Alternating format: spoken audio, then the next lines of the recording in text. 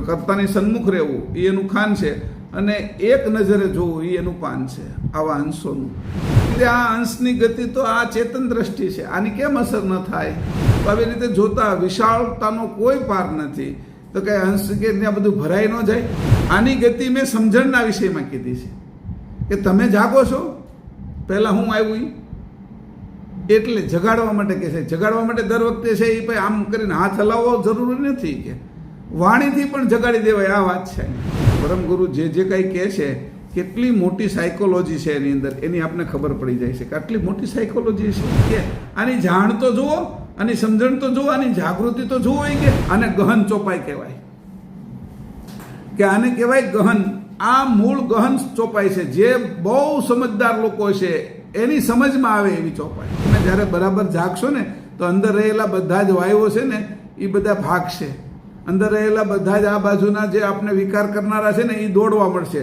ખાલી અંશ સિવાય કોઈ જાગી નહીં. કે અંશ જ્યારે જાગશે પૂર્ણ રીતે, ત્યારે એનું સમર્પણ થાય, ત્યારે હંસગતિ પ્રાપ્ત થશે. સચેતન છે એને કોઈ કર્મ ન હોય. આ વાત સમજો. આ ટકોર મારે છે અંદર હંસને હંસ બનાવવાની. જેમ ભમરી છે ઈયળને ટકોર મારે, એમ એ ટકોરની અંદર કેમિકલ જાય છે. એ કેમિકલ અંદર જાય એટલે એને પાખું ફૂટે છે. અહીંયા હંસને ટકોર મારે છે. આ વાણી રૂપી, શબ્દ રૂપી આ ટકોરથી હંસ જાગૃત થાય છે. હંસની ગતિ જાગૃત થાય એટલે હંસે થવાની ગતિ જાગૃત થાય છે. કોઈ હું છે એ જીવ છું, આત્મા છું એવી કોકને ખબર પડે, પણ હંસની ને હંસગતિની તો કોને ખબર પડે? કે આ સત્સંગ સાંભળવાનો આ મહિમા છે. આ સત્સંગની અંદર જ લેબોરેટરી છે. આ સત્સંગની અંદર જ બધી વસ્તુ કરેલી છે. આ સત્સંગની અંદર જ છે એ બધાની અંદર હું ચાલી રહ્યું છે એની ખબર પડે. તો પરમ ગુરુ અહીંયા છે એ ઝાડની ટકોર કરે છે. કુંભકર્ણ છે એ બધા ભાગી જશે અને અંશ જાગશે, એને ઝાડની ટકોર હોય.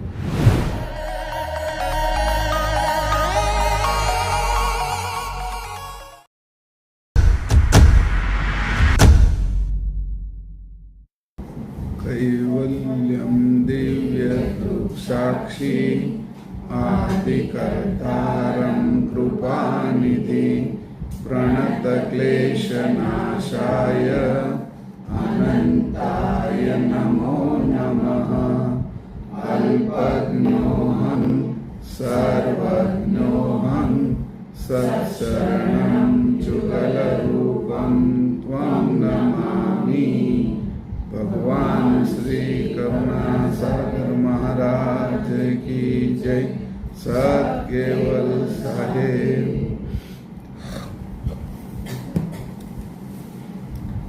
આજ તારીખ 15 જૂન 2026 સાંજે 5 કલાકે,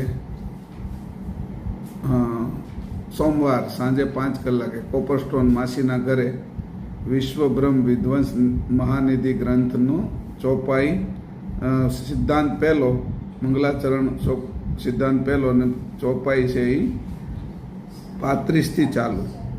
આપણે 34મી આગળ વાંચીશું અને એનો અર્થ આની સાથે પછી મેળવી લઈશું. ગયા વખતે આપણે 33 અને 34 કરી હતી, એના વિશે જોઈ લઈએ. 34મી ચોપાઈ વાંચીએ. જેહી જિનકે ચિત ચલન હલન હકીગત ગત પેખિત યા વિધિ સકલ સ્વરાજ રાજ કિનુ નહીં ન અપેક્ષિત. જેહી જિનકે ચિત હલન હકીગત ગત પેખિત યા વિધિ સકલ સ્વરાજ કાજ કિનુ નહીં ન અપેક્ષિત. આ જગતના જીવોના અંતસ્કરણમાં જે સંકલ્પ વિકલ્પો ઉત્પન્ન થાય છે તેમજ ચિત્તમાં ચંચળતા પેદા થાય છે, તે પ્રમાણેના જીવોના અંતર અને બાહ્ય સ્વરૂપની ચાલના આપ પારખું છો. એટલે કે એ બધાના આપ જાણ ભેદું છો. તેથી સમસ્ત વિશ્વના જીવો ઉપર આપની રાજ સત્તા ચાલી રહેલી છે. એટલે કે એ બધા ઉપર આપનું સ્વતંત્ર સ્વરાજ છે. વિષય હાલતો હતો અંશગતિ અને હંસગતિ. એ સમગ્ર પહેલેથી જે શરૂ કર્યો એ હવે આ વિષયની અંદર હાલતું હતું કે ભાઈ આપણે વિષય એવો હતો કે બધું જ પારખે છે. કોણ પારખે છે? જે અંશગતિ અંશને આપવામાં આવી એ અંશ પણ આવું પારખે છે. બધું જે સકર્તા પારખે છે એ જ બધું પારખે છે. પારખવાના પક્ષમાં એ સરખો છે, પણ કરવાના પક્ષમાં સરખો નથી. કેવલ કરતા જ બધું કરે છે. તો આવી ગતિ જ્યારે કેવલ કરતા જ એની અંદર ઉતરી ગયા છે અને પોતે જ એની અંદર હંસગતિ આપી છે, ત્યારે એની જાણ તો એની અંદર આવવાની જ. જે વસ્તુ તમે વાવો અથવા જે કંઈ કલમ કરો, તો એ કલમ જે કરી છે, હવે તો જે દેશી આંબો હતો એની કેસર આંબાની અથવા હાફૂસ આંબાની કલમ કરી નાખી, તો હવે દેશી આંબો રહેવાનો નથી.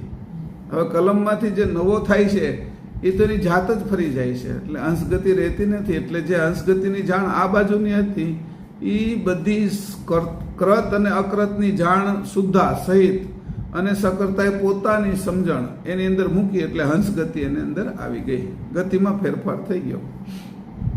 તો આવી રીતે પરિવર્તન આપી દીધું એની. આ રીતે આખો ફેરફાર કરી નાખ્યો. કારણ અર્પણ શું કર્યું?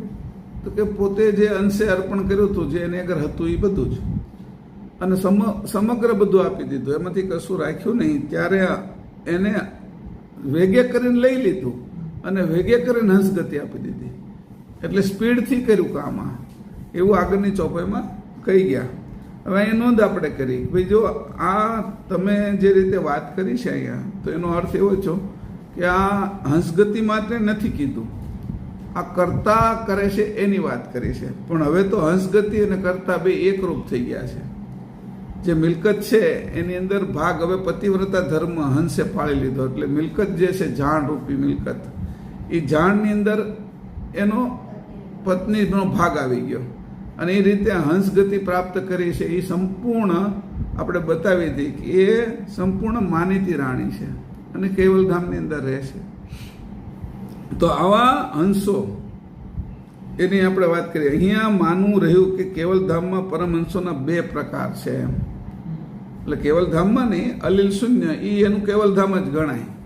કોઈ મુંબઈમાં રહે છે એમ અહીંથી કહીએ આપણે, પણ એ બોરીવલી રહેતો હોય તો એને પછી બોરીવલી એટલે પરાકે. આપણે અહીંથી એને એવું કહીએ કે મુંબઈ રહે છે, કંઈથી પણ બહારથી કહીએ તો મુંબઈમાં. તમે ક્યાં રહો છો? વિદેશમાં ગયા હોય, કોઈ બીજા રાજ્યમાં ગયા હોય, તો એ કોઈ એવું ન કે હું બોરીવલી રહું છું, મુંબઈ રહું છું. પણ ત્યાંથી એમ કે ભાઈ મુંબઈ જાઓ, ત્યારે પાછા ત્યાંથી કોઈ કામ પડે મુંબઈ માટે, બોમ્બે સેન્ટ્રલ જવાનું, તો બાકીના લોકો એમ કે મુંબઈ ગયા છે એમ. લોકલ ટ્રેનમાં જ્યારે સર્વિસ માટે કે બીજા માટે જતા હોય, ત્યારે ઘરના લોકો એમ કહે કે આજે તમારા ભાઈ મુંબઈ ગયા છે. તો હવે એ પરામાંથી પાછા મુંબઈ જાય છે તો પરા જ તે મુંબઈ. તો એવી રીતે કીધું અલીલ શૂન્ય એ પરું છે અને કેવલધામ છે એ મુંબઈ છે. બરાબર? પણ બહાર હોય તો આપણે કેવલધામ જ કહેવું પડે. આ ન્યાય આપણે કહેવાનું. ગામનું પાદર, ગામ એટલે ગામ જ બોલાય, કોઈ પણનું ગામ હોય તો. હવે એમાં જગાતનાકું આપણું જે આવ્યું એ 30 કિલોમીટર હોય, સરથાણા જગાતનાકું અહીંથી. તો 30 કિલોમીટર એટલે એને તો સુરત જ કહેવાય બહારથી કહીએ તો. ક્યાં જાવ છો? તો કંઈથી હોય તો કે સુરત જઈએ. પણ જ્યારે એનો વિભાગ પાડવામાં આવે ત્યારે કે ક્યાં રહ્યો છો? તો કે અમે અઠવા લાઇન્સ રહી છીએ, એરપોર્ટ રોડ ઉપર રહી છીએ, વેસુ રહી છીએ, અને એવી રીતે અમે અહીંયા સરથાણા રહી. સરથાણા એનું મુખ છે. એવી રીતે કેવલધામ છે એ જ ગણાય. અલીલ શૂન્ય અને કેવલધામ બે એક જ ગણાય. એટલે પરમગુરુએ છે એના વિભાગો નથી કરેલા. એ કે 10-11 ધામની મારે કોઈ વહીવટ આ બાજુ કરવો નથી. કોઈ સમજનારા આવશે, કોઈ એવી બુદ્ધિના આવશે જેને હંસ બુદ્ધિની જરૂર છે, એવા આવશે તો એને આ અતથી ઇતિ સુધી બધું જ કહીશ. એવું લખ્યું છે ચોપાઈમાં એના માટે. બાકી વર્થાય કે કંઈ કારણ વગરનું હું કામ ઉચ્ચાર કરું? અહીંયા કોઈ એવા દેખાતા મને નથી. જ્યારે એને આવશે ત્યારે હું આ બધો ઉચ્ચાર એને આગળ કરી લઈશ.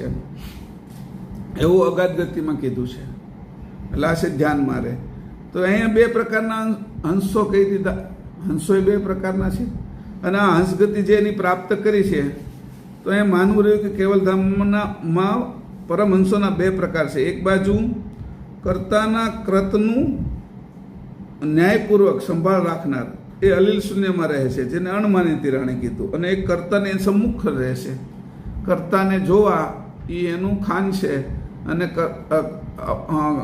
કર્તાની સન્મુખ રહેવું એ એનું ખાન છે, અને એક નજરે જોવું એ એનું પાન છે. આવા અંશોનું એનું ખાનપાન હું એ ત્યાં ખાઈ પીવે શું એમ બધાનું ખાનપાન છે. તો એ કે અહીંયા બધાના ખાનપાનનો વહીવટ કર્યો તો એ કે અહીંયા અંશ જ્યારે અહીંયા રહે આ બાજુ રહે ત્યારે શું ખાય છે? તો કે અહીંયા અંશ જે છે એ ખાય છે આ બાજુ અંશ છે એ અંકુર બનાવવું એનું ખાન છે, અંકુરને પેદા કરવું એ એનું ખાન છે, અને ચાસમી લેવી એ એનું પાન છે. આ અંશની ગતિની વાત છે. પણ હંસની ગતિની અંદર તો એ સન્મુખ રહેવું એ ખાન, અને એને અપલક દ્રષ્ટિ પડ્યા વગર એક ધારું નિરખવું એ એનું પાન છે. એનાથી તૃપ્ત થઈ જવાતું હશે એમ કહેવાય.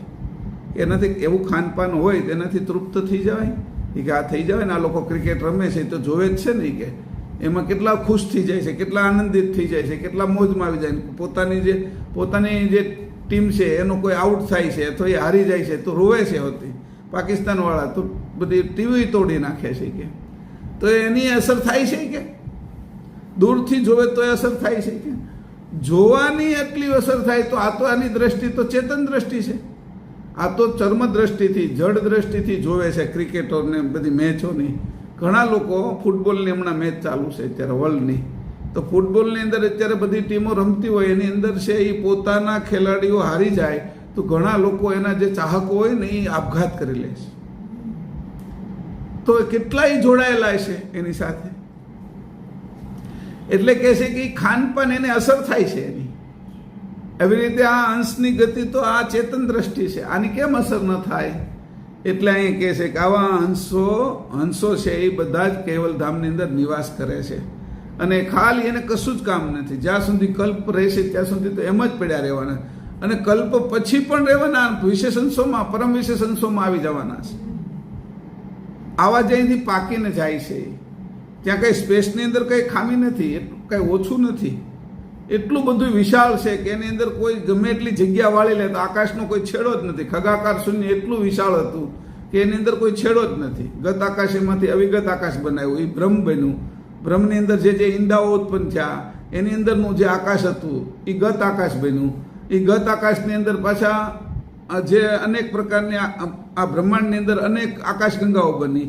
એ આકાશગંગા વિશે તારામંડળો બન્યા, તારામંડળો વિશે છે એ ગ્રહમંડળો બન્યા, ગ્રહમંડળો વિશે ઉપગ્રહોના એના પણ વિશેષ પહેલાં થયા. પછી ગ્રહની અંદર પાછા દેશો બન્યા, એમાં પછી જળમાં રહેવાવાળા, ભૂમિ ઉપર રહેવાવાળા, અગ્નિમાં રહેવાવાળા એવા જીવો બન્યા. તો આવી રીતે જોતા વિશાળતાનો કોઈ પાર નથી. તો કંઈ અંશ કે ત્યાં બધું ભરાઈ ન જાય? કશું ભરાતું નથી, ખાલી નથી થતું ને ભરાતું નથી, એવી સ્થિતિ છે એની. તો અહીંયા કહે છે કે આવા કૈવલ કરતાના બે પ્રકારના અંશો એની હકીકત મેં તમને કે કીધી. અને હકીકત કેવી છે કે એ પ્રકારના હોય તો પછી કહે છે કે આ બધું જાણનારા અંશો છે, અને કૈવલ કરતા આવા છે કે. અને આ પ્રકારે ન હોય તો સ્વામી સર્વજ્ઞ સચેતન, જો આ પ્રમાણે ન હોય, સ્વામી સર્વજ્ઞ સચેતન ન હોય તો કોણ કજ તો હા એક મિનિટ અહીંથી બાકી નહીં. જેહી દિન કે ચિત હલન ચલન હકીકત ગત પેખિત, જેની હકીકત ગતિઓ હોય છે એ ગતિને એ ઓળખી લે છે. કોણ ઓળખી લે છે? સકર્તા, કૈવલ કરતા, જે આ બધું ઓળખી લે છે. તો હવે એનો અંશ પણ એને અડેલો છે, એ પણ ઓળખી જાય છે. હવે આ એના માટે છે કે અંશ થયેલો અંશ જે એને લોહ ચુંબકને ચોંટી ગયેલો ખીલો છે એ હવે જો ચુંબક થઈ ગયો છે. એને હવે ખીલી કે ટાચની કંઈ અડે તો એ ચુંબક એ રીતે ખેંચી લે છે. કેમ કે જે ચુંબકી તત્વ લોહમાં હતું એ હવે છે એ ખીલામાં આવી ગયું છે. એ જ ન્યાય કે એનો સજાતી છે. તો એની અંદર આ ચુંબકી તત્વ, આ જાણ છે એ પણ હંસની અંદર આવી ગઈ છે, કારણ કે હવે એની સાથે એકરૂપ થઈ ગયો છે, એનાથી અલગ રહ્યો નથી. કારણ કે કર્તાએ પોતાની જાણ એમાં મૂકી છે.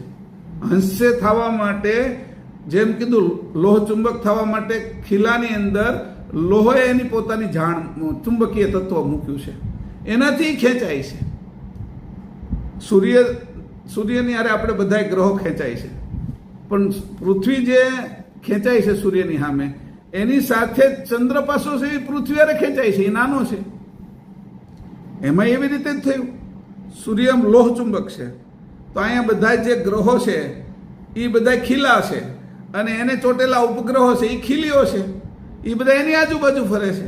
પૃથ્વીને એક ચંદ્ર છે, તો શનિને છે 28 છે, 34 થી 37 જેવા ચંદ્રો છે એ ગુરુને છે, તો એની આજુબાજુ ફરે છે.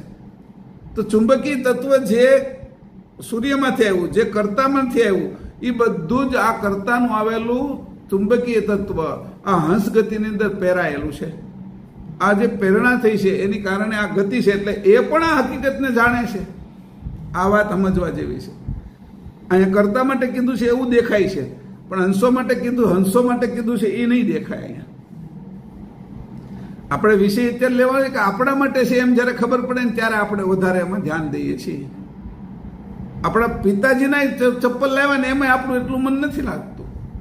આપણી પેન લાવ્યા, આપણું દફતર લાવ્યા, નાના હોય ને ત્યારે આપણા માટે આપણે એ જ મોટા થાય તો એ જ સંસ્કાર રહે છે. તારા માટે છે એમ જો કે કોઈને કે તું આવો થઈ જશો તો કરવું છે કે, પણ આ તું આ કરે ને પેલાને મળે છે એવું કે ને તો નથી મેળવતો.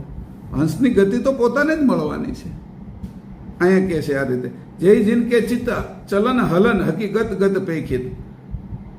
હવે આને છે ચલન હલનને હલન ચલન કરી નાખ્યું હોત તો આમાં સીધું જ આપણે હલન ચલન જ કહીએ છીએ ને, ચલન હલન ક્યારે કહીએ? તો પરમગુરુ કહે છે કે આમ ઊંધા શબ્દો હું વાપરું ને તો તમે જાગતા રહો કે નકરી બોલવામાં કે હલન ચલન જ કહી દેશો તમે. આ સાયકોલોજી છે આખી. આ છે એ તમે જ્યારે વાંચો છો, ગ્રંથ વાંચો છો ત્યારે જાગૃત છો કે નહીં?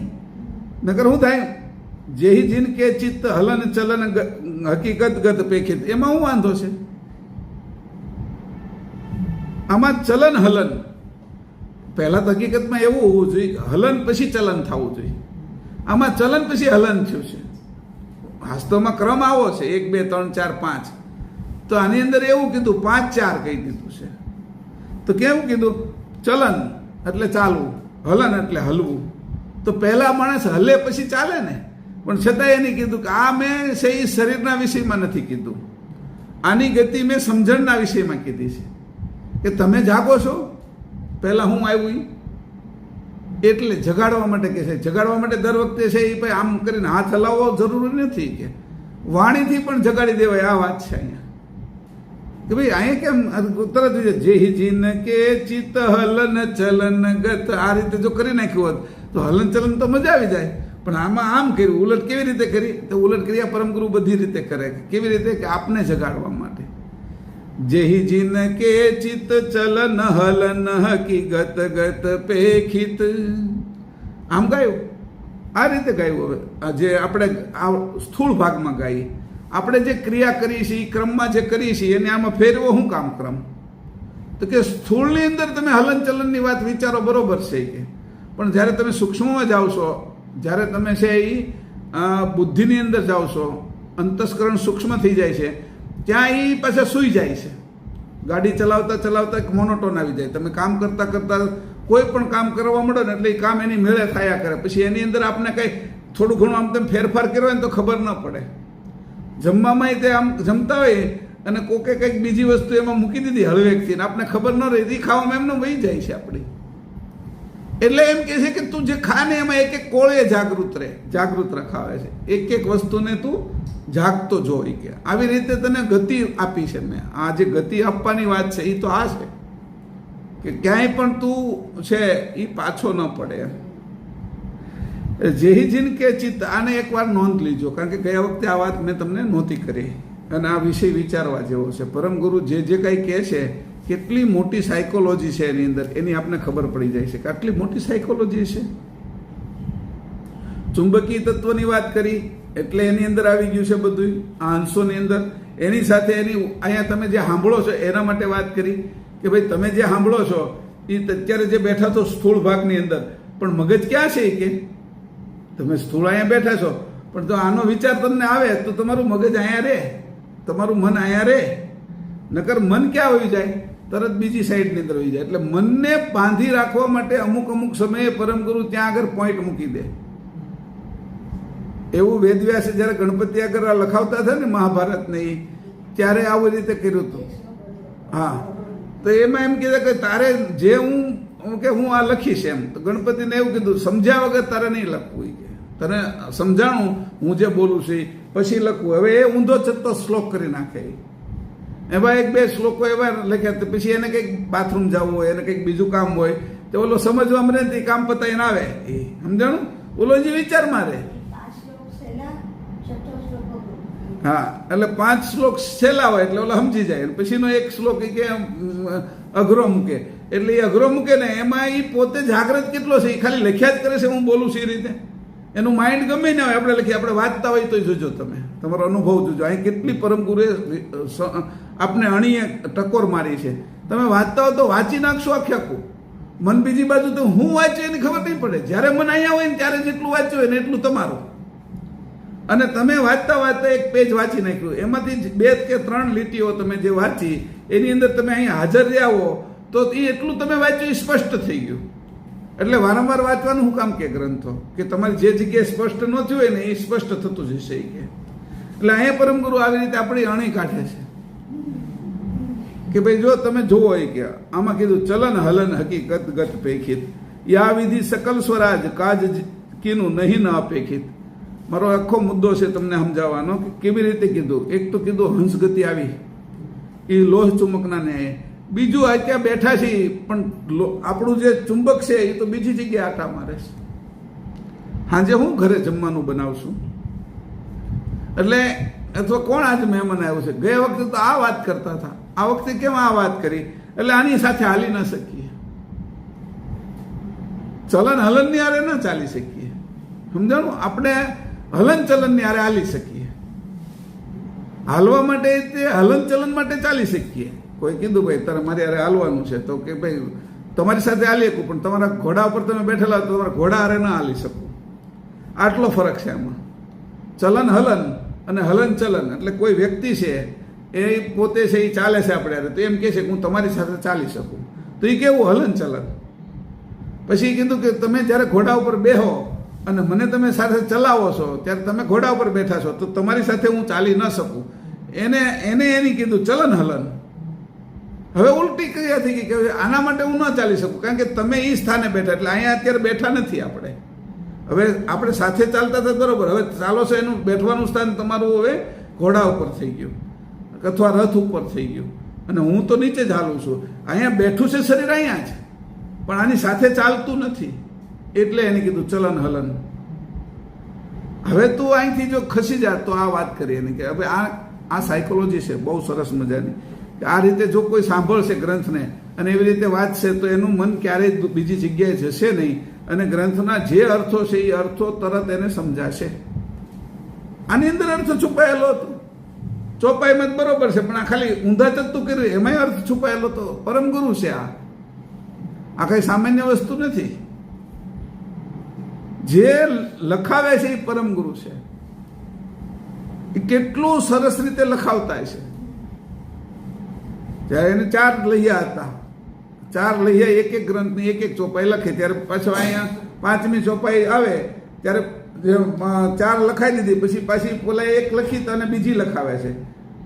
પછી આને છે એ પાછી બીજી લખાવે, ત્રીજાને બીજી લખાવે, ચોથાને બીજી લખાવે, પાછા પહેલાને ત્રીજી લખાવે, બીજાને ત્રીજી લખાવે. એવી રીતે કરીને દરેક ક્રમ એટલો સરસ રીતે ગોઠવો કે એક કે અણુને ફેરફાર ન થાય એટલું સરસ મજાનું. આંખમાં જે અણુ જવાનો છે આંખમાં જ જાય, એમાં આંસુમાં જવાનો છે, ચીપડામાં જવાનો છે, દ્રષ્ટિમાં જવાનું છે. એટલું બારીક રીતે કામ કર્યું છે એ બારીકાઈ સમજાવે છે. જો આવા કરતા ન હોત અને આવું પેખનારા કરતા ન હોત કે તો આ જગતની રચના શા માટે કરે એનો અર્થ આવો છે.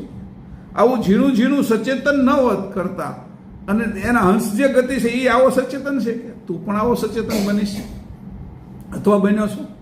અહીંયા વાત કરે છે કે જો જે જિનકે ચિત્ત ચલન હલન હકીકત ગત પેખિત યા વિધિ સકલ સ્વરાજ કાજ કીનું નહીં ન અપેક્ષિત. આ રીતે સકલ સ્વરાજ પોતે હંમેશા સ્વરાજ પોતાને આધીન છે, પોતે બરાબર જાગૃત છે. કાજ કીનું નહીં ન અપેક્ષિત ત્યારે બધું જ બધાનું જોઈ શકે. કીડના પગની અંદર બાંધેલી જે ઝાંઝર છે એની ઘૂઘરીનો અવાજ જુદો આવતો હોય તો 3 ઘૂઘરી અલગ અલગ અવાજ કરે છે એને સાંભળી શકે. કેમ? બધું પેકે, બધું ઓળખી જાય છે. સકલ કાજ કીનું નહીં ન અપેક્ષિત, એના માટે આ જગતમાં એવું કોઈ વસ્તુ નથી કે જે એને પારખતા ન હોય. એ પારખી જાય છે, ઓળખી જાય છે, એને બધી જ ખબર છે. તો એના માટે એની આ કીધું તું આ વાત મારી પારખે છો, ચલન હલન મેલવું લખ્યું છે, તો આ મારી વાત નીચેની પારખી જાય છે. એમ અહીંયા આ વાત છે અત્યારે જે એની કીધું યા વિધિ સકલ, મેં જે ઉપર જે વિધિ વાપરી ચલન હલન, યા વિધિ સકલ સ્વરાજ, આ વિધિને તું ઓળખે છો કે કાજ કીનું નહીં ન અપેક્ષિત. જો એ વસ્તુને તું ઓળખી જાય કે ચલન હલનને, તો તારા માટે પણ હંસ ગતિ નહીં કે આ કાંઈ પણ તું પારખ્યા વગરનું નથી. આ વાત સમજો અહીંયા કેવી રીતે એને કીધું યા વિધિ, કઈ વિધિ બતાવી, ઉપર વિધિ બતાવી ચલન હલન.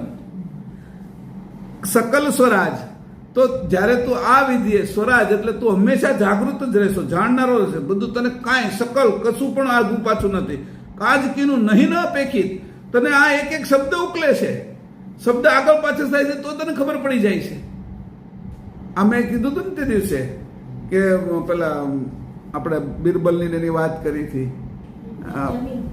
પેલા શું નામ, ટોડરમલ. તો ટોડરમલની વાત છે અહીંયા, એની કરતા ઉપરની છે પાછી.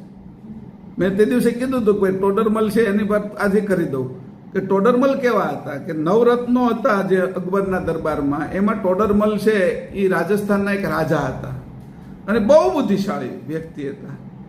અને એ બુદ્ધિશાળી એવા હતા કે એને પછી અકબરને એવી ઈચ્છા થઈ કે આ બુદ્ધિશાળી વ્યક્તિ જો આપણા નવરત્નમાં આવી જાય તો આપણું રાજ્યની કંઈક શોભા વધે કે, એટલા માટે એને નક્કી કર્યું ને બાકીના જે લોકો હતા એને બોલાવવાનું, ટોડરમલની એક પરીક્ષા લેવાનું નક્કી કર્યું કે ટોડરમલને આપણે બોલાવી, આપણા નવરત્નમાં એ ચાલશે કે નહીં, એને એડમિશન આપવું કે નહીં, એના માટે છે એની બોલાવવા માટે અકબર ને બિરબલને કીધું કે આની તારે પરીક્ષા લેવાની છે, તું કઈ રીતે પરીક્ષા લેશી મને ખબર નથી. એટલે પહેલા તો ઢોલિયા હતા, મોટા ખાટલાઓ જે કહેવાય ને એ ઢોલિયાઓ ઉપર બધાને એક એક ઢોલિયા રાજાને રાજશાહી, અને એમાં નિરાતે બેસવાનું, એને પ્રયોગ કરવો હતો, ઓલાને લેવા કે નહીં એમ. એટલે ટોડરમલને બોલાવ્યા, આ બાજુ બિરબલ, અકબર, બીજા 3-4 જે મુખ્ય હતા એના, જે આને પરીક્ષા લઈ શકે એવા, અને પરીક્ષા લે છે એને ખબર ન પડવી જોઈએ એવી રીતે પરીક્ષા લેવાની. જો એને ખબર પડે પરીક્ષા લે છે તો એ તરત સાવધાન થઈ જાય, એવી રીતે પરીક્ષા લેવાની કે સાવધાન ના થાય, સામાન્ય સ્થિતિમાં હોય તો સાચો છે એમ. આપણે હોશિયાર, જ્યારે કોઈ મહેમાન આવે ને ત્યારે બહુ હોશિયારી કરીએ, આપણે બહુ હોશિયાર થઈ જાય બધું બનાવવામાં આમાં તેમાં, પણ જ્યારે સામાન્ય સ્થિતિમાં છે એમાં ક્યારેક મીઠું વધારે પડી જાય, ક્યારેક ભૂલાઈ જાય, કારણ કે ત્યાં આપણે એટલી હોશિયારી આપણી હોતી નથી, એ મોનોટોનમાં હોઈ જાય છે, જાગૃતતા નથી હોતી. અહીંયા જાગૃતતાની વાત કરે એટલે છે એ બિરબલ ને આ બધા બેઠા છે, ઢોલિયા ઢાળેલા છે, સરસ મજાની બધી વાતો હાલે છે. 1.5-2-3 કલાક વાતો જ્યારે હાલી ત્યારે ટોડરમલને એમ થયું કે હું છે એ બાથરૂમ જઈ આવું. પહેલાં તો કંઈ આવા હતા નહીં એટલે દૂર જાય ત્યારે એની આ જે બિરબલે છે એ પહેલાં જ તે નક્કી કરેલું હતું કે આ ઊભા થાય, આ તે થાય ને, એટલે એકદમ સરસ મજાના રેશમી, જે પેલું રેશમ આવતું ને ચાઇનાનું, એના કપડું એકદમ પતલું હોય, એ પતલું કપડું છે એને 4 ચગડા બનાવ્યા, અને એ જે ઢોલિયાના 4 પાયા હોય એના નીચે એ કપડું મૂકી દીધું, ઢોલિયો ઊંચો કરીને ફર્સ્ટ ક્લાસ રીતે ગોઠવાઈ દીધું. ગોઠવાઈને પછી છે એ થોડી વાર બધા બેસી ગયા જેમ હતા એમનું, કોઈને કંઈ ખબર ન પડી. પણ જ્યાં ટોડરમલ એના ઢોલિયા ઉપર એટલે એના ખાટલા ઉપર જ્યાં બેસે છે ત્યાં તરત બોલ્યા, કા દોરાવા પૃથ્વી છે એ ઊંચી થઈ છે, અને કા દોરાવા આકાશ નીચું આવ્યું છે કે આટલો ફેર થયો. અને બધા ઊભા થઈ ગયા કે આને ખબર કેમ પડી ગઈ, આટલું બારીક કામ એમને કર્યું છે, એ કેવી રીતે જાણી ગયા કે આ દોરાવા પૃથ્વી કા, એટલો જ એક દોરો જેટલું ઊંચું થઈ ગયું હતું આ એનો ઢોલિયો, એના ઉપર બેઠા એને જો દોરાની ખબર પડી જતી હોય કે એટલું ઊંચું થઈ ગયું ને એટલું નીચું થઈ ગયું, એ અહીંયા પરમગુરુ કહે છે ચલન હલન. વાત સમજાણી? એવા ટોડરમલને તરત જ ઓલા રાજાએ કીધું કે ઓહો, કે બિરબલ કે આમાં કોઈને પૂછવા જ ન જવાય કે આ એવો વ્યક્તિ છે કે આની જાણ તો જુઓ, આની સમજણ તો જુઓ, આની જાગૃતિ તો જુઓ કે. અને ટોડરમલને છે એ નવરત્નમાં એક રત્ન તરીકે લઈ લીધા. આ વાત સમજવા જેવી છે એટલે મેં આજે તમને વાત કરી. અહીંયા એવું જ કેસ પરમગુરુ, આપણી પરીક્ષા છે, હંસે થવાની.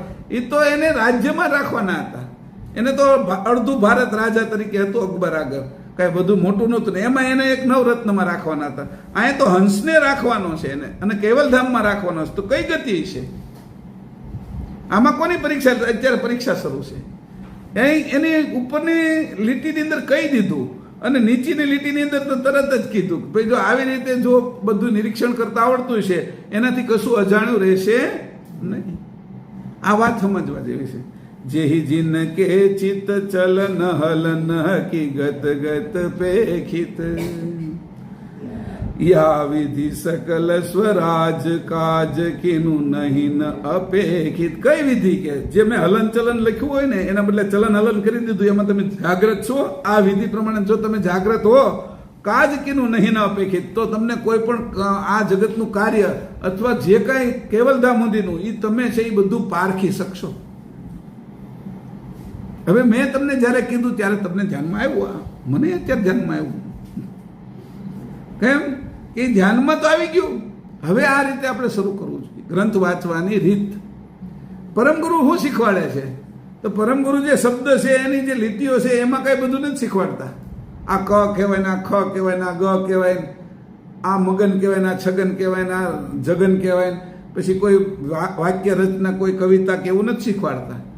એ આમાં જે કઈ ક્રિયા કરે છે શબ્દની એ રીતે જગાડે છે, ટકોર કરે છે.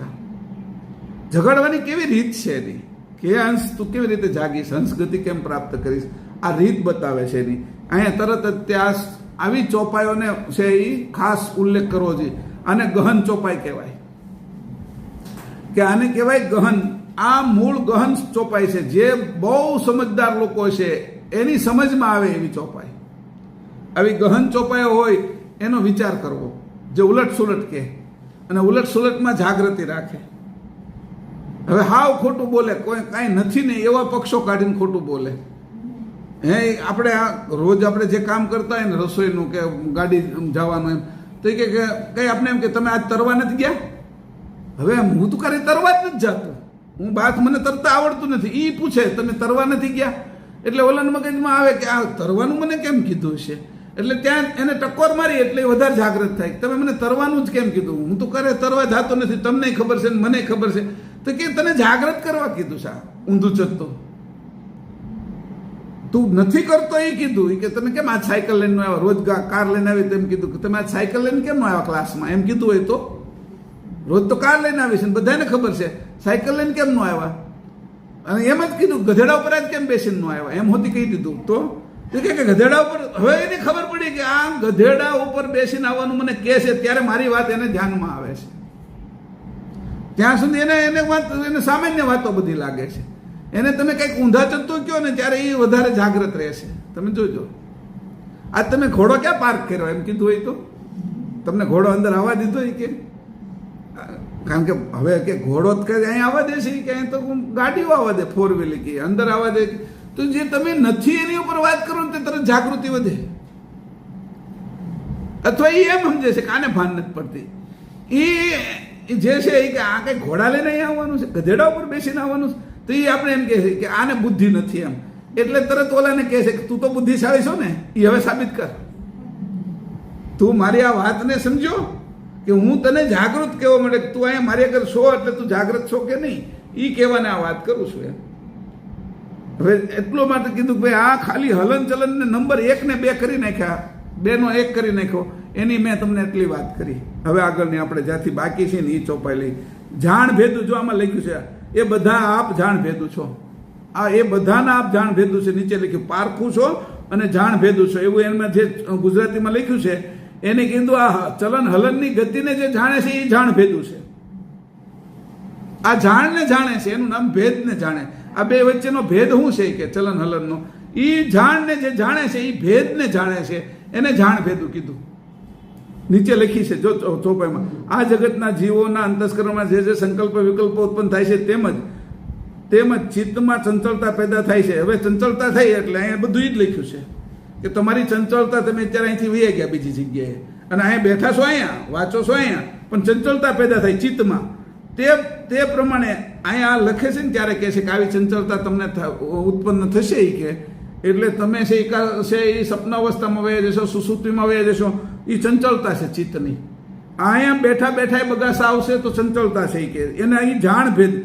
આ તે પ્રમાણે જીવનના અંતર અને બાહ્ય સ્વરૂપની ચાલના આ પારખું છે. બાહ્ય સ્વરૂપ શું હતું? તો કે બાહ્ય સ્વરૂપ હલન ચલન. અંતર સ્વરૂપ શું છે? તો કે ચલન હલન. આ 2 સ્વરૂપ બતાવી દીધા. બાહ્ય સ્વરૂપ હોય તો બાહ્ય સ્વરૂપમાં તો પહેલા હલવું પછી ચાલવું આવે, પણ અહીંયા અંતર સ્વરૂપ શું છે? તો કે ચલન હલન. કે હું ઊંધું કહું તો તમે સ્થિર થયા, હવે તમારું મન અહીંયા આવ્યું, બરાબર? આપ આ બાહ્ય આ સ્વરૂપની ચાલના આપ પારખું છો, આ ચાલને તમે પારખનારા છો. એટલે કે આ બધાના આપ જાણ ભેદું છો. આ જાણમાં ભેદ કર્યો છે, જુદી કાઢી છે, હલન ચલન કરી નાખી છે. એ જાણના આપ ભેદું છો. એ કે કોને કહે છે? પરમ ગુરુને નહીં, અંશને શીખવાડવા કહે છે. આ હંસગતિ આપવા કહે છે. જો આ રીતે તું મારો થાય છે, હું જે વસ્તુ કરું છું એની યથાર્થ રૂપે તને ખબર પડી જાય, ઈશારાને તું ઓળખી જા. બિરબલ ને આ ટોડરમલ ને એ બધા અકબરના ઈશારો આવે ને એની પહેલા વિચાર આવે ને એની પહેલા જાણી જાય, પારખી જાય. આ કેવલ કરતાના વિચારને પણ જાણવા વાળા છે. હંસગતિ તેને જ આપી એટલે પોતે જાણે છે.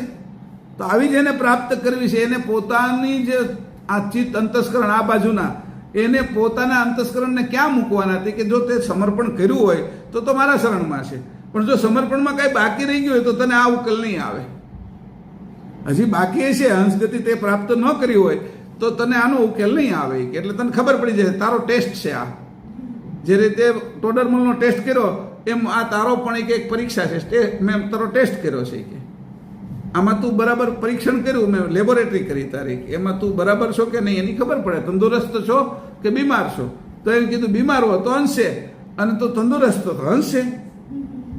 હંસગતિ આ બે વાત અહીં કરી દીધી અને કીધું એટલે અહીંયા બે લેબોરેટરી હારવાર લેતા જાય. પરમ ગુરુ જ્યાં જાય ને પેલા જેમ કેમ પહેલાના ડોક્ટરો પોતે હારવાર ડબ્બો આખો લઈને જતા, પેટી જેવું જ લઈને જાય, એમાં ઇન્જેક્શન હોય ને બધું હોય. ઘરે જ્યારે એને કીધું તમારે વિઝિટ આવવું પડશે, અમારા દર્દી અહીંયા આવી શકે એવું નથી, તો આખો ડબ્બો લઈને જાય, એમાં બધું હોય એની આગળ.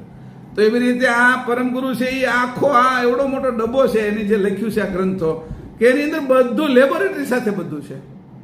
દવાઈ રાખે છે, ઇન્જેક્શન એ રાખે છે, બોટલો એ રાખે છે, એની અંદર છે એ એના માપવાના જે સાધનો હોય બીપીના ને એના બધાના એ બધું આમાં રાખ્યું છે. એની એક હારે શબ્દોની અંદર આવી છે, વાણીની અંદર આવી વસ્તુ ભરી છે. એની જગત આખું વાણી ભર્યું છે. અહીંયા કે છે થોડું હું તમને ખેંચું એટલા માટે છું કે આને તમે જ્યારે બરાબર જાગશો ને તો અંદર રહેલા બધા જ વાયુઓ છે ને એ બધા ભાગશે. અંદર રહેલા બધા જ આ બાજુના જે આપણે વિકાર કરનારા છે ને એ દોડવા મળશે. ખાલી હંસ સિવાય કોઈ જાગી નહીં. કે હંસ જ્યારે જાગશે પૂર્ણ રીતે ત્યારે એનું સમર્પણ થાય ત્યારે હંસગતિ પ્રાપ્ત થશે. આ હંસગતિની પરીક્ષા છે. હવે આગળ વાત છે બાકીની ચોપાઈ જે 35મી ચોપાઈ. એહી પરકાર ન હોય સ્વામી સર્વજ્ઞ સચેતન, તો ગુણ કજ કીર્તાર રચિત રમણીક ભવ ખેતન. એહી પરકાર ન હોય સ્વામી સર્વજ્ઞ સચેતન, તો ગુણ કજ કીર્તાર રચિત રમણીક ભવ ખેતન. એહી પ્રકારી કે હવે કહે છે એ પ્રમાણે સ્વામી સકર્તા કહેવલ આ સંસારના સર્વ જીવોની સઘળી સાચી હકીકત જગતભરમાં સદા સર્વદા જાગ્રત રહીને આપ જાણતા ન હોત તો પછી આપ બીજા કોના સારું આ અખિલ વિશ્વરૂપી આપના ખેતરમાં અનંત જીવો પેદા કરીને અતિ શોભાયમાન સંસારની રચના કરત? પ્રશ્ન કર્યો.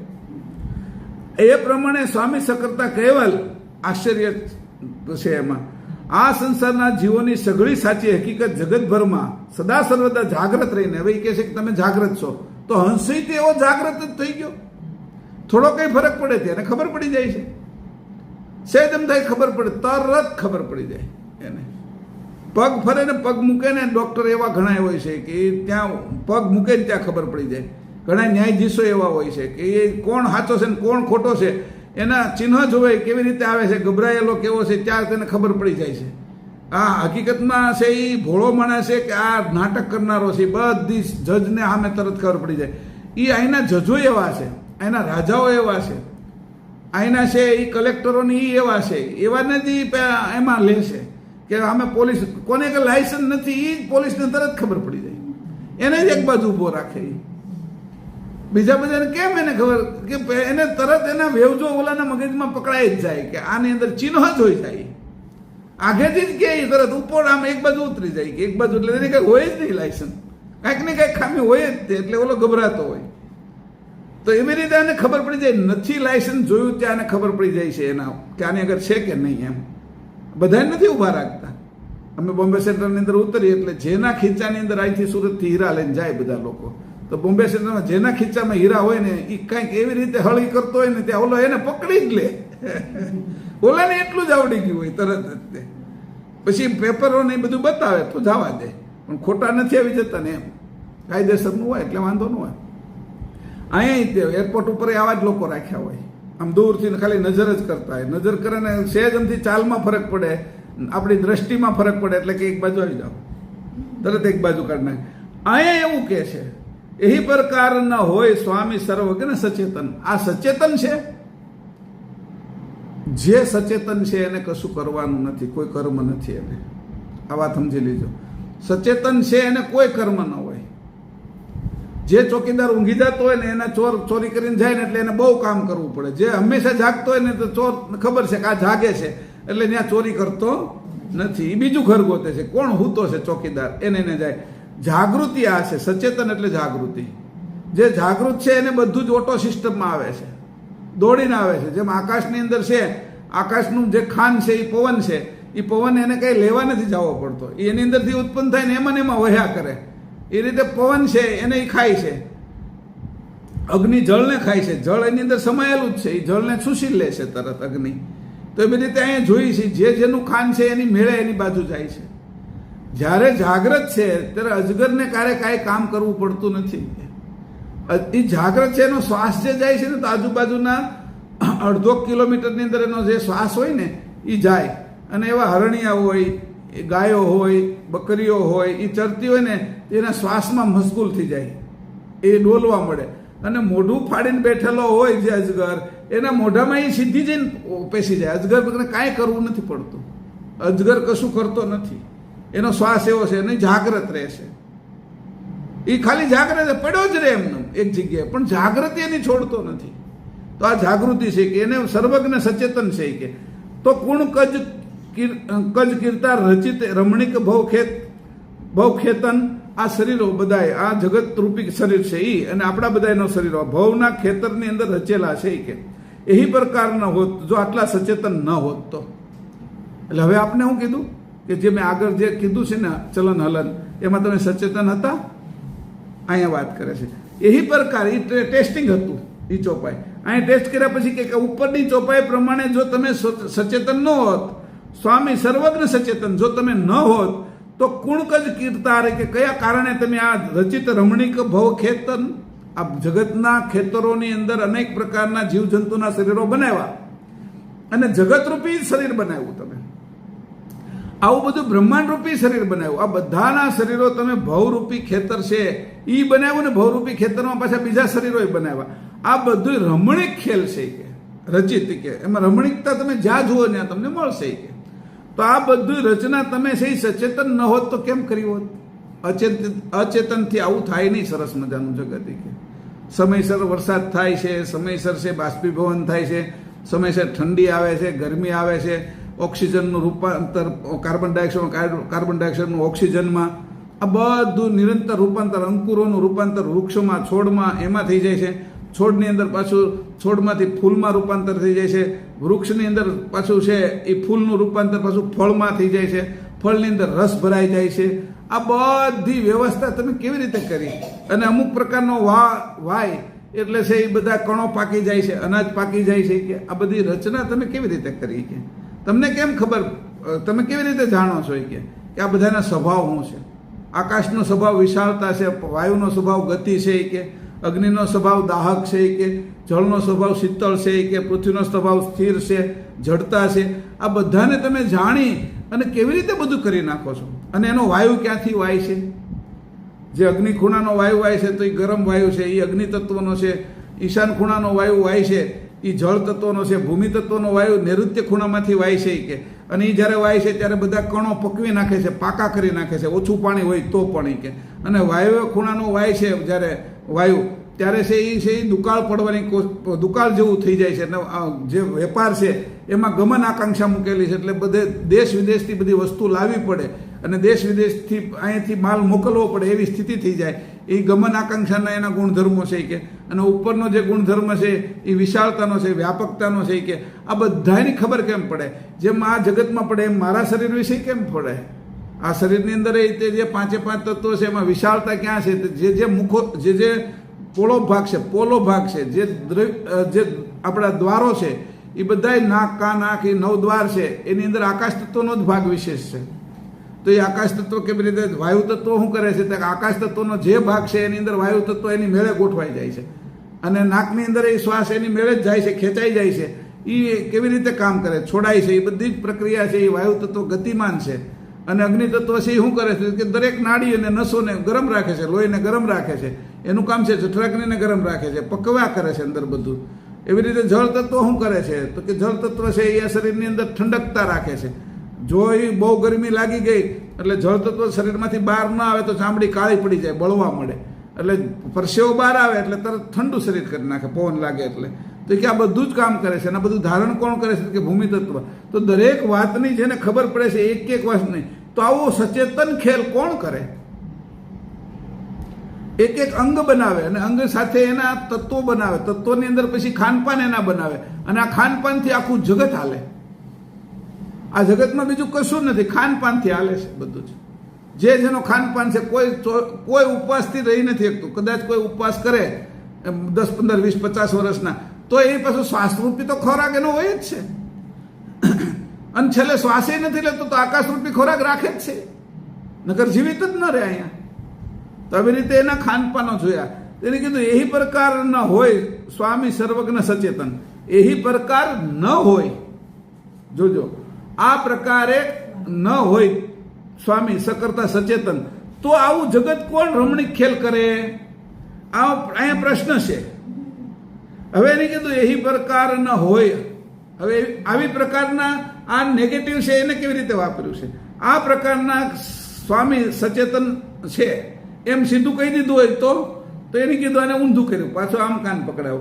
એહી પ્રકાર ન હોય સ્વામી સર્વજ્ઞ સચેતન. આ પ્રકારે સ્વામી સર્વજ્ઞ સચેતન ન હોય તો આવો રમણીક ખેલ કોણ રચે? એમ કરીને પ્રશ્ન કર્યો. એટલે આવા તમે છો અને તમે આ ખેલ રચ્યો છે એ એનો જવાબ આપી દીધો. આમાં જવાબ છે, પ્રશ્નની અંદર એની જવાબ આપ્યો, મૂકી દીધો. એહી પ્રકાર ન હોય સ્વામી સર્વજ્ઞ સચેતન. આ પ્રકારે ન હોય કોણ? સ્વામી સર્વજ્ઞ સચેતન. તો કોણ? કજ કીર્તાર. તો કોણ આ કીર્તાર રચિત રમણીય ભવ ખેતન? આ ભવરૂપી જગતની રચના સરસ મજાની રમણીય કેમ કરે તી? કે ન હોય તો કેમ કરે? એમ કરીને પ્રશ્નાર્થ કર્યો. એ આવા છે એમ કરીને એનો જવાબ આપ્યો. 2 વાત છે. જેમાં પ્રશ્ન કરે છે એમાં એનો જવાબ છે. આટલો સરસ જવાબ આપી દીધો છે કે આ તમે પ્રશ્ન પૂછો છો કે જવાબ છે? તો કે આમાં 2 લઈ લીધું એની. એટલે અહીંયા કીધું કે આ શું કહેવાય? કે વેવ્સ અને પાર્ટિકલ બંને કહેવાય. આને ક્વોન્ટમ પદ્ધતિની અંદર 2 વસ્તુ આવી ગઈ કે જે જવાબ છે એ સવાલ, અને સવાલ છે એ જવાબ. એને તમે કેવી રીતે લ્યો છો? તો કે એહી પ્રકારના હોય સ્વામી સર્વજ્ઞ સચેતન. કેમ? કયા પ્રકારે કહો છો તમે? કે ઉપર જે મેં ચલન હલન ગતિ આપી છે એમાં સચેતન રહેવાની ગતિ આપી છે, એમાં તું સચેતન રહ્યો તો તું આ વાત સમજી શકે. ફરીથી કહું, વિષય અઘરો છે પણ છતાંય તમે જો સમજવા જશો તો જ સમજાય છે. બાકી અંદરથી બધા જે વિરોધી તત્વો છે એ બધા શરીરમાંથી નીકળી જવાના છે. આ વાત સમજશો. આ ટકોર મારે છે અંદર, હંસને હંસ બનાવવાની. જેમ ભમરી છે ઈયળને ટકોર મારે, એમ ઈ ટકોરની અંદર કેમિકલ જાય છે. એ કેમિકલ અંદર જાય એટલે એને પાખું ફૂટે છે. અહીંયા હંસને ટકોર મારે છે. આ વાણી રૂપી, શબ્દ રૂપી આ ટકોરથી હંસ જાગૃત થાય છે. હંસની ગતિ જાગૃત થાય એટલે હંસે થવાની ગતિ જાગૃત થાય છે. આ પોઈન્ટ છે અહીંયા. ભમરી જેમ ઈયળને વારંવાર ડંખ મારે અને ડંખના કારણે એનું જે કેમિકલ છે, એની જે લાળ છે એ ઈયળની અંદર ભળતી જાય, ધીરે ધીરે એના લોહીમાં ભળી જાય. લોહી ભળીને ધીરે ધીરે એક વખત એવી સ્થિતિ આવી જાય 2, 3, 4, 5 મિનિટ કે ભમરી આવે ને એટલે તરત એની સામે આમ ખીજાઈ જાય છે. એમાં એક વખત જોરથી ખીજાય અને એની પાછળ પડે ની અરસામાં એની જે ચામડી હોય ને એ પતલી થઈ ગઈ હોય, પતલી થઈ ગઈ હોય એમાંથી પાંખો ફૂટી જાય. જે પાંખોનું કેમિકલ અંદર નાખ્યું હતું ઉત્પન્ન કરવાનું, એ પાંખો એની અંદરથી ફૂટી જાય. જે રીતે કલમ કરીએ તો કલમની અંદર કલમ કરતા જે ઝાડવું છે એની અંદર ચોંટી જાય અને પછી ધીરે ધીરે છે એ દેશી આંબાની કેસર કેરી થઈ જાય, એટલે એ કેરીનો સ્વાદય ફરી જાય આખો. એવી રીતે આ ઈયળ છે એ પછી એવી સ્થિતિમાં આવી જાય કે ભમરીને એમ થાય આજ તો મારું જ કે એને મને રોજ હેરાન કરે છે, એટલે એ એની વાહે ઉડીને મારવા જાય છે. એ મારવા જાય એટલી બધી ખીચ થઈ હોય ને એને ખબર નથી કે હું ઉડીશું, મને પાકો ફૂટી ગઈ, એને ખબર ન પડી. આ અહીંયા હંસની ગતિ કરી નાખે છે આ રીતે ટકોર મારીને, આ જાણ કરીને કે જો કે તમે આ વસ્તુ હું સમજ્યા કે હું તમારી અંદર આ ટકોર મારું છું.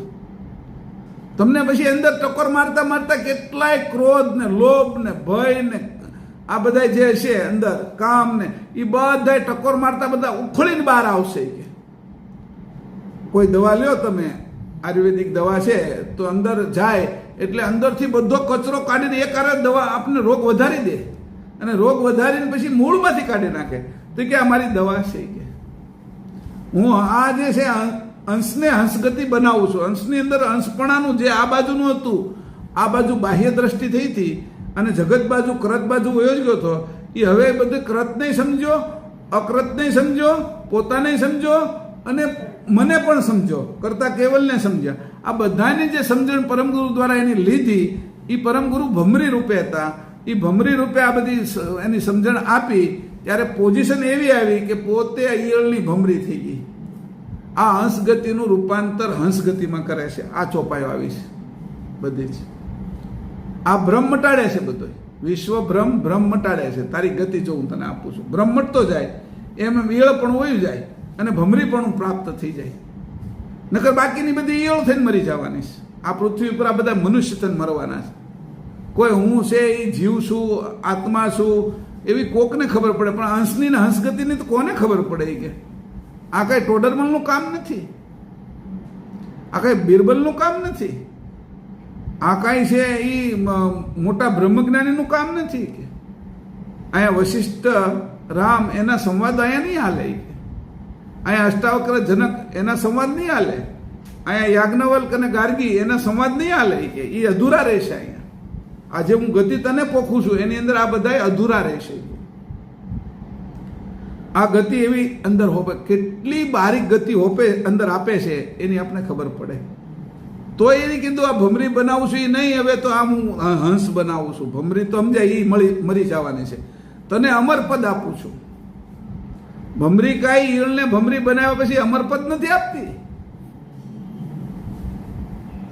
તને હું જે પદ આપું છું આ સમજણથી, આ ડંખ મારીને આ જ્ઞાન આપીને તને અખંડ અમરપદ આપું છું. ન મરે એવું અખંડ પદ આપું છું. કે આ પદની તને હું દાન આપું છું, જે તરત આપું છું.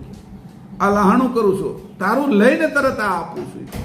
એ જ સમયે લઈ લે છે ને એ જ સમયે આપી દે છે. આ ભરે છે ત્યારે ભ્રમ કાઢે છે અને જે સત્ય વસ્તુ છે એ ભરી દે છે. બધો ભ્રમ કચરો કાઢી લીધો અંશરૂપી, અને હંસરૂપી બધું ઉત્તમ વસ્તુ આપે છે. આ શરૂ કર્યું છે ને આપવાનું. આ બધો કચરો કાઢીને આ કહે છે કે અહીંયા જુઓ તમે વિચાર કરો. એ કે હા પણ એ ગતિ હંસ ગતિને કચરા માટે ગણી એની પછી આગળ જવાનું છે. કે હંસ આ બાજુ આવ્યો ને, જે ન્યા જવાની અખંડ ગતિ પ્રાપ્ત ન કરી એની ખંડિત ગતિમાં આવ્યો હંસ. એટલે હંસને કીધું હંસ ખંડિત ગતિમાં, હંસ વૃત્તિ જે આવી એ ખંડિત ગતિમાં આવ્યો. જ્યારે હંસ વૃત્તિ થાય અખંડ ગતિમાં જશે, અમર ગતિમાં જશે. આ એની ગતિ તો જોવો કે બેનની કઈ છે આખી એની ખબર પડી જાય. હંસ ગતિ તો ખંડિતમાં આવ્યો, મૃત્યમાં આવ્યો, કૃતમાં આવ્યો, અકૃતમાં આવ્યો. હંસ ગતિ એ બાહ્ય વૃત્તિ થઈ એની, પણ આ તો અંતરવૃત્તિની અંદર એ પરાકાષ્ઠાએ બેસવાનો છે. હંસ થયો છે. હંસ કાંઈ નીચે ન બે, એ તો માન સરોવરમાં બે. એ અહીંયા આપણે સરદાર સરોવરની અંદર આવે એ બધા હંસો બધા ખોટા. બોલો તો મોતી ખાવાવાળા સાચા હંસોની વાત છે. આ અહીંયા હંસો દેખાય આપણે પાળેલા હોય ના તે હંસો એ બધા છે એ એકબીજાની ઉતારેલા હંસો છે. મૂળ હંસોની ગતિ તો ઊંચી છે. કે એને આ મનુષ્ય જેટલી જાણ હોય છે. કે એ પક્ષી છે છતાંય ક્યારેક તો મનુષ્ય કરતાં પણ વધારે જાણ હોય છે. કે તો એ બી આ જે ગતિ છે કે આ હું હંસ ગતિ તને આપું છું. આ પક્ષીની વાત નથી કરતો, આ હંસે થયેલા હંસની વાત કરું છું. આ વાત સમજજે. કે એ પ્રકાર ન હોય સ્વામી સર્વજ્ઞ સચેતન, તો કુણ કજ કીર્તા રચિત રમણીક ભવ ખેતન. શા માટે તમે રચ્યું આવું સરસ મજાનું? હા, એ કે જો આ મારી વાત સમજી લેતો, આ શોભાયમાન સંસારની રચના મેં કરી છે કે, અને એ કરી છે એનું સાબિતી છે કે આટલો સરસ સંસાર બનાવી કોણ શકે. તારા વિષયમાં તું વિચાર, એટલે મેં તને આપેલું છે એનાથી વધારે તું કશું નથી કરી શકતો. તું કંઈ નવીન બનાવે તો મારા આપેલા તત્વોમાંથી બનાવે. ભૂમિ જળ અગ્નિ વાયુ અને આકાશ મેં આપેલા તત્વો છે, એમાં પછી તું નવીન બનાવે તો એ બુદ્ધિ લેવાની તો મારી આગળથી જ ને તારે. બુદ્ધિ ક્યાં તારી છે? જેમ લોહી તારું નથી કે લોહી તારી અંદર વહે છે, તારું શરીર તારું નથી કે તને વહેમ છે ખાલી શરીર મારું છે, વાળ મારા છે કે એ કાંઈ નથી. વાળ તારે જે રીતે કરવા હોય એ રીતે નથી થતા કે એ બાહ્ય થાય છે, અંદરથી તો મારી રચના છે કે. તો આ બધું શરીરના વિષયમાં તું જો આંસુ છે એ મેં બનાવ્યા, પરસેવો મેં બનાવો, લાળ મેં બનાવી, આ બધાની અંદર મારા સિવાય તે કાંઈ બનાવ્યું એ બતાય. તારા શરીરમાં નખઈ તે બનાવ્યો તો બતાય. હું બહાર રંગ્યો છે તે કલર એ મેં આપેલા છે કે એ જગતમાં મેં ઉત્પન્ન કર્યા તે એનાથી રંગ્યો ને તે કે. સાધનો જે કાંઈ બનાવ્યા તે બધું એની પીછી હોય તો એ મેં આપી છે મારી, અને આ બધું બનાવવાની જાણ મેં આપી છે. બુદ્ધિ તો મેં આપી ને. બુદ્ધિનો ખજાનો, સમજણનો ખજાનો એ કોઈની પાસે નથી કે. થોડુંક ઉલટું કરી નાખે ને તે આખો સંસાર ઊંધો ચત્તો થઈ જાય. થોડી સમજણમાં ફેર કરે ને તે આખો ઉલટો સુલટો થઈ જાય. કાંઈ રહે નહીં સમજણની અંદર આટલો. આ સમજ એટલી છે કે. તો આવો રમણીક ખેલ કર્યો છે. હવે આગળની ચોપાઈ વાંચીએ 36મી. આને એકવાર જોઈ લઈ. ઉપર પ્રમાણે સકર્તા સૂક્ષ્મથી પણ સૂક્ષ્મને પારખનાર ન હોય તો સકર્તા સર્વજ્ઞ અને સચેતન છે તે પ્રમાણ ન હોય. એટલે અહીંયા પછી કાઉન્સમાં મેં લખ્યું છે સકર્તા સર્વજ્ઞ સચેતન છે એ પ્રમાણ અહીં મળે છે. અને તું પણ આવો છો કે હંસગતિ પ્રાપ્ત કરત. આ કરત કઈ રીતે અને શું કામ સકર્તા કરત કે જો આટલા બધા પારખનાર ન હોત તો આવું શું કામ કરત. તેણે તો સચેતનપણે ભવરૂપી ખેતી રમણીય રચી છે કે.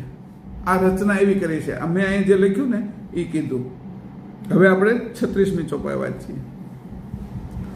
और जिनु अकर्म कर्म पुनित पति हेत कहेतन जो न लहे सरजन हार बनित किम जिम जिनु देतन और जिनु अकर्म कर्म पुनित पति हेत कहेतन जो न लहे सरजन हार बनित किम किम जिनु देतन.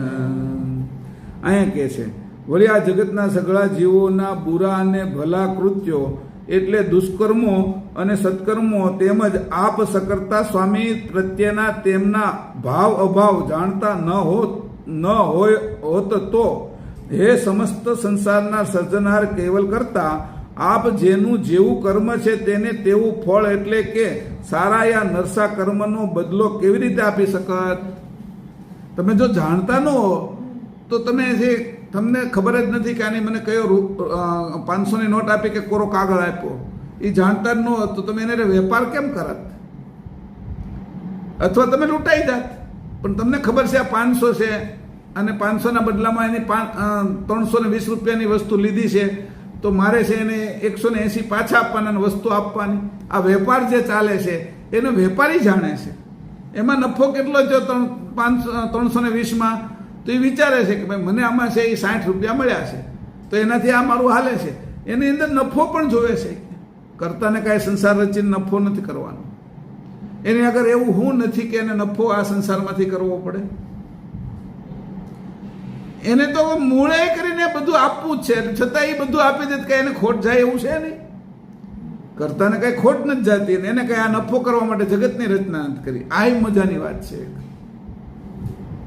તો એને કીધું કે ઓરુજીનું અકર્મ કર્મ. હવે એને કહે છે તમે બધાના અકર્મ જે નથી કરવાના અને કર્મ જે કરવાના છે એ પુનિત પતિ હેત કહેતન, અને પછી પતિને કેટલા હેત રાખે છે અને કેટલા એની હારે ઉપરથી સારું બોલે અને અંદર છે એની ઈર્ષા કરે છે. કહેતન એટલે હેત નથી રાખતા અને ઈર્ષાળુ છે એના, મોઢે સારું બોલે, રાજકારણીઓ બધા મોઢે સારું બોલે. અને હું તો કે શત્રુઘ્ન સિંહા એમ કે હું તો મમતા દીદીને છોડીશ જ નહીં, કે ગમે એ થઈ જાય. અને પછી બીજી બાજુથી પાછા નરેન્દ્રભાઈ મોદી બાજુ આવી જાય, સમજાણું? તો કે આ બધા આવા છે કે હેત કહેતન, હેત રાખે છે ને કહેત રાખે છે કે પુની પતિ હેત કહેતન. તો આવા ઓર જેનું કરમ અકરમ, તો પતિના પ્રત્યે કોનું હેત છે અને કોનું કહેત છે એને જાણનારા છે, જેમ છે. હવે અંશો આવા થઈ ગયા છે. આ જ્યારે એની ગતિ એમાં ઉતરી તો બધા અંશોને ખબર પડી કે આ મારે યારે હું કામ બહુ બોલે છે, 3 દીથી મારા ત્યાં હું કામ આવે, કાંઈક કામ પડ્યું છે કે કા ઉછીના પૈસા જોઈએ છે એટલે આવે છે, કા કંઈક બીજું કામ છે કે એનું ખેતીવાડીનું કંઈક લેવું છે, કાં તો મારી આગળ કંઈક વસ્તુ છે તો એને કંઈક માગવી. તરત હેત અને કહેત, હેત નથી કરતો એ હેત કેમ કરવા મળે? વિચાર તો એક નથી આપણા. વિચાર એક હોય તો હેત કહેત ન હોય. ચેતન વિચાર છે, હિરણ્યગર્ભ વિચાર છે, જે વિચાર એક હરખા હોય એના. દારૂડિયો દારૂ પીવે તો દારૂના દોસ્તારો હોય એ બધા એક વિચારી હોય, વ્યસનીના વિચારો એક હોય, સત્સંગીના વિચારો એક હોય, સમાજ સેવા કરનારા લોકોના એક વિચાર હોય, એ બધા એના એક વિચાર છે. એના સિવાયના વિચારવાળો કોઈ આવે, સમાન વિચાર છે એ વિચારધારાવાળા લોકો છે. સમાન વિચાર નથી ને એ આવે એટલે સમજી લેવાનું એની વાહે કોઈનું કોઈ કારણ છે.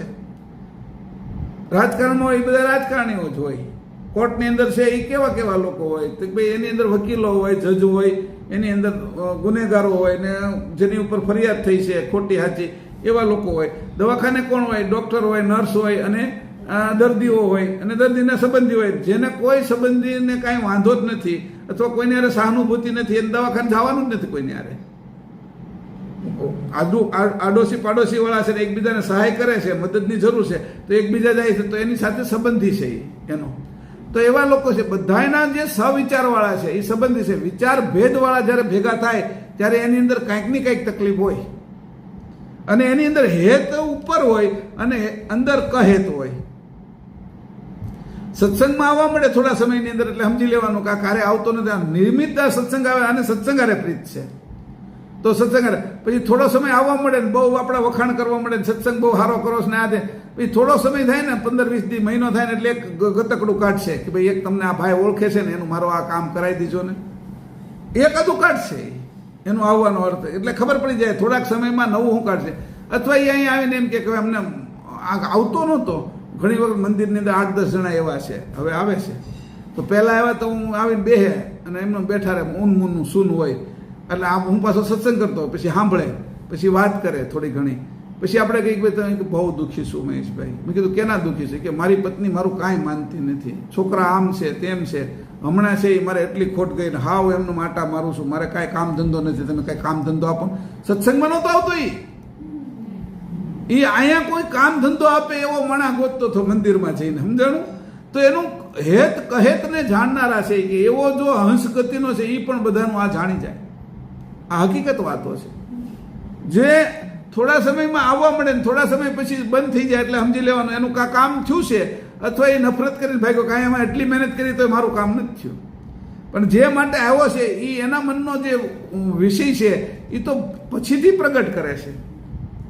સંતોએ ઘણા બહુ મળવા આવવા મળે એટલે પછી આપણને ખબર પડે કે બહુ સરસ છે આ બધા શું કામ આવતા છે આપણે. હા સંતો છે તો પધરામણી કરવા આવે ત્યાં પછી 8-10 મહિના થાય, વર્ષ થાય ને કે એક ઓરડો બનાવી દો કે તમારા નામનો કે દાદાનું અવસાન થઈ ગયું ને પછી એ જોવે કોનું અવસાન થયું છે. અવસાનમાં એવોર્ડો માગી દે એને દાદાના નામનો એસી વાળો બનાવો તો કે લોકો રહે ને તો એને કંઈક આશીર્વાદ આપે. હવે મૂળ મુદ્દો તમારો છે એ સત્સંગનો હતો જ નહીં, હરિજનના ઘરે જવાનો હતો જ નહીં. તમે એમાં જાઓ ને એને તમે સંપત્તિથી, મોહથી, ધનની મોહથી, લક્ષ્મીના મોહથી જુદો કરતા હો તો વાત અલગ છે. પણ એ તમારા માટે પછી એને જુદો કરો ને તમારા માટે લેવું છે એટલે તમે છે એની અંદર ફસાવશો ને એને ફસાવો છો. તમારું હેત અને કહેત શું છે? પરમ ગુરુ કહે છે અહીંયા ઓરુજીનું અકર્મ કર્મ, અકર્મ અને કર્મ બે જાણે છે. પુની, ફરીથી કહું છું, પુનિત, પુનિત એટલે પવિત્ર અને પુની, પાછું પુની એટલે ફરીથી કહું પતિ હેત કહેતન. આ જે પતિ છે કેવા છે કે હેત અને કહેતને જાણનારા છે. તો તું કેવો છો? તો કે હેત અને કહેતને એની સાથે રહેતા તું પણ ચુંબકીય ગતિવાળો તો થઈ ગયો, એવી જાણવાળો તો થઈ ગયો છો, એવી સમજણવાળો તો થઈ ગયો છે. તું પણ હેત કહેતને જાણી જાશો. અને આવી રીતે જાણી જાય છે ત્યારે એ પોતે કશે છેતરાતો નથી. કેવલ કરતાનો હંસગતિને પ્રાપ્ત કર્યો હોય એ જગતમાં ક્યાંય છેતરાય નહીં. એને બ્રહ્મા વિષ્ણુ શંકર આદિ શક્તિને નિરંજન છેતરી નો કે એને દેવો છેતરી નો કે ક્યાંય છેતરાય નહીં. આ એની વાત છે. છેતરાવા પણ ન આવે, એ ક્યાંયમાં ફસાય જ નહીં, ક્યાંયમાં લલચાય જ નહીં, કારણ કે લાલચ છે જ નહીં, એમાં કામ છે જ નહીં, કામમાંય ન આવે, લોભમાંય ન આવે, ક્રોધે કરે નહીં, ક્રોધની જરૂર નથી એને શું જરૂર છે એ કે. તો આવો ક્રોધથી પણ પર નીકળી જાય છે. હવે પાછી બધાની જરૂર છે એમ વાપરે, પણ એને એ હવે કઈ અડતું નથી. દૂધમાંથી ઘી કાઢ્યા પછી પાછો દૂધમાં નાખે, એ દૂધમાં ઘી ક્યારે ભળે નહીં, એ અલગ ને અલગ રહે. હવે આ બધાને તત્વ તરીકે, સાધન તરીકે વાપરે. આવો હોશિયાર થઈ ગયો છે, એને કીધું હંસગતિ. હવે વાપરે છે તો કે આ તો પેલા જેવું જ કામ કરે છે કે આ રામમાં રાવણમાં શું ફરક રહ્યો એ કે. રામે તે છે પેલા એવું કીધું તો શૂર્પણખાનું હોય કે નાક નો કાપવું જોઈએ લક્ષ્મણે, એટલે ઉપાડી ગયો નહીં કે એ બે આવી કર્યું.